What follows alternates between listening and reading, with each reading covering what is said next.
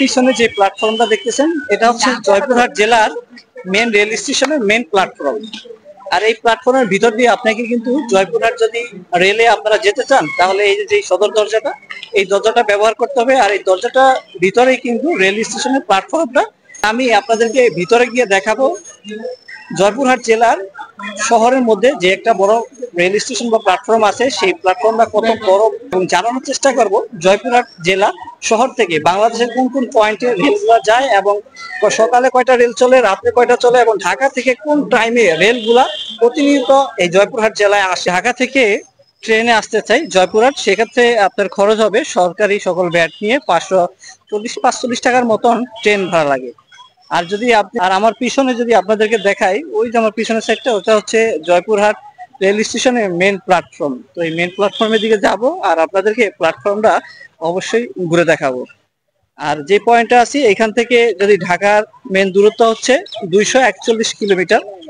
241 kilometre জার্নিটা আপনি চাইলে কিন্তু রেলের মাধ্যমে করতে পারবেন। এখানে কিন্তু রেল ঢাকার সাথে জয়পুরহাটের সরাসরি রেল যোগাযোগ আছে, রেলের মাধ্যমে কিন্তু ঢাকা যাওয়া যায়। আর যদি আপনি রেল যদি না যেতে চান সেক্ষেত্রে বাসও কিন্তু পরিবহনও ব্যবহার করতে পারবেন। জয়পুরহাটে কাউন্টার, অনেক গাড়ির কাউন্টার আছে, সেখান থেকে আপনি টিকিট সংগ্রহ করে ঢাকা কিন্তু যে কোনো পয়েন্টে যেতে পারবেন বাসের মাধ্যমে।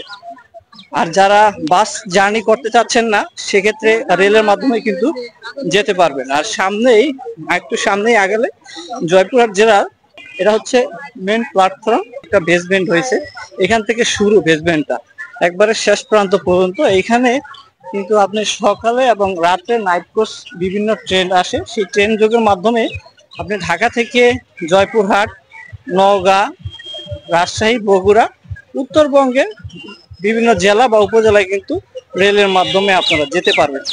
তো এই জয়পুরহাট জেলার মেন যে প্ল্যাটফর্মটা, জেলার প্রত্যেকটা জেলায় একটা নিজস্ব একটা প্ল্যাটফর্ম থাকে রেল স্টেশন, সেই রেল স্টেশনেই যাচ্ছি।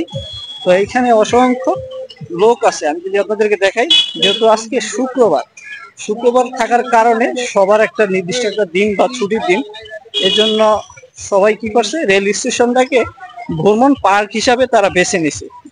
যে এই পাশটা যেমন লোক, আর এই সাইডটা যদি আপনাদেরকে দেখাই এইখানে অনেক লোক, এখানে একটা ভ্রমণ পার্ক হিসাবে সবাই বেছে নিছে। আর এইখান থেকে যারা নওগাঁ, জয়পুরহাট থেকে কিন্তু নওগাঁ রেলের মাধ্যমে নওগাঁ, পঞ্চগড়, ঠাকুরগাঁও এই সাইডে যারা যেতে চায় নওগাঁ, তারাও কিন্তু এই রেল যুগের মাধ্যমে কিন্তু যেতে পারবে। এখানে অনেক শত শত যাত্রী আছে। আমার এই সেক্টর যদি আপনাদেরকে দেখাই, এখানে অনেক যাত্রীতে বেশি খরচ কম এবং আরামদায়ক।